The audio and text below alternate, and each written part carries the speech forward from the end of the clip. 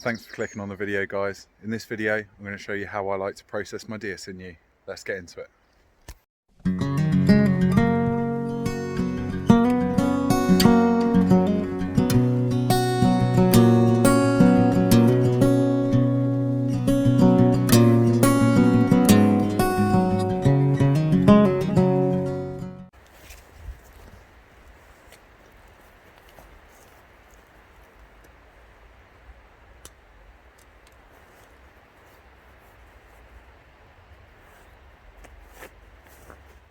Today, I'm going to be showing you how to turn this into this.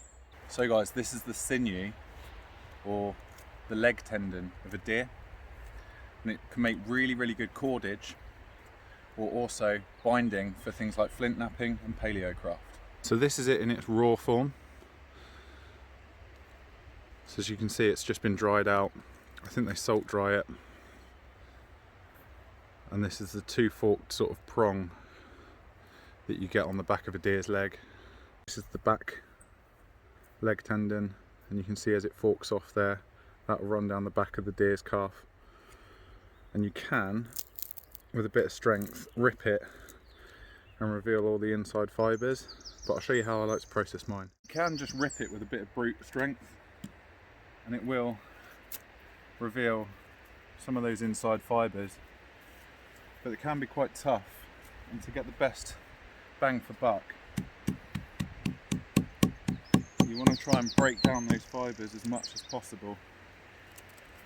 Makes it easier to rip, and it actually leaves a smoother sinew when you actually get down to the fibres. So I'm just really working these fibres now, whacking it with one of my flint hammerstones. Sorry, not flint hammerstone, it's a river cobble. It's not flint, but I use it for my flint napping. And you can just see that the inner strands are starting to really loosen up now, and you can actually work your thumb and your forefinger through it, and you can start seeing all of those fibres.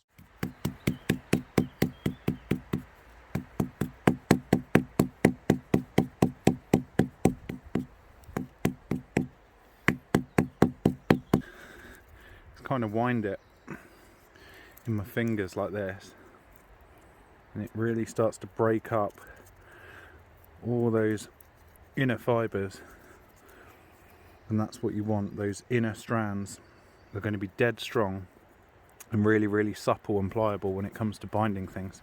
You should start to see now that those inner strands are starting to be a lot easier to come apart now.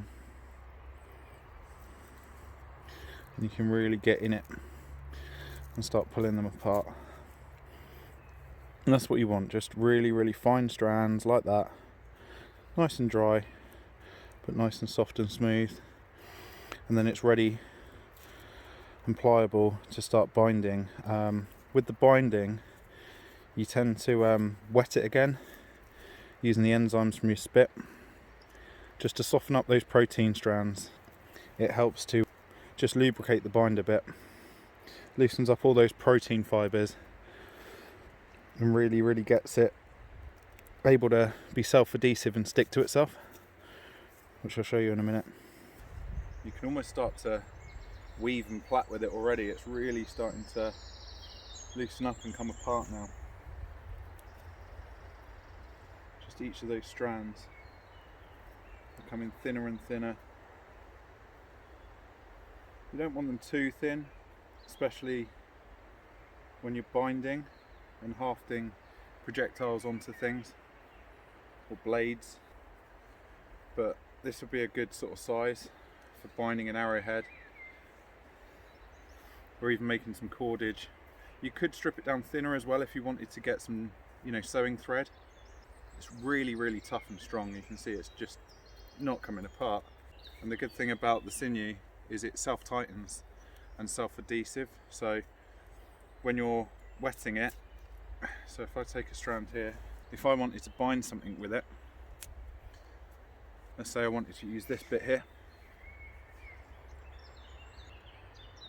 wrap it around my cheeks and tongue, and lubricate it with my own spit, because the enzymes in your spit will break down the protein fibres and make them really soft and pliable. So I'll just show you what I mean here. This is so stringy now. If you can see that, you can see the bind, and that's kind of how it will look. Just like that, a really tight bind. Just using an example around my finger, and it will actually stick to itself, as you can see there.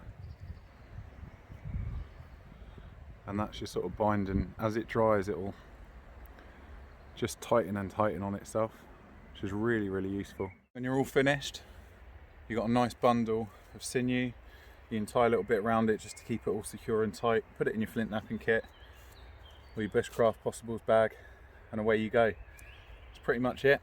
I'll show you a couple of snippets of some bits that I've been making lately. I've been really getting into my flint napping, and yeah, I've been making a Danish sort of style Dane axe, based on kind of end of paleo, beginning of meso. I hafted this one onto some larch. It's only a little small thing, but it was good fun. Made a couple of flint blades as well out of some grey Norfolk flint. So hafted this one onto some clematis, and this one onto some ivy. And yeah, it was really good fun. First couple of blades and daggers that I've ever made, so I'm really getting into it now. Yeah, so expect a lot more flint napping on the channel, because it's something that I really like doing. Obviously I will still be providing mushroom content, mycology related content, bushcraft in general, but really, really enjoying the flint napping, so there's going to be a lot more. Stay tuned for that. But yeah, that pretty much wraps it up, guys. Hope you've enjoyed the video. Just to very quickly mention as well, guys, the Wild in Us Festival is selling out big time, so make sure you get your tickets. Please, please, please get your tickets now, because we will be closing sales at the 1st of June. We're toying with the idea of releasing a second batch of tickets, but we'll have to see how we get on with the insurance. We want to keep it small.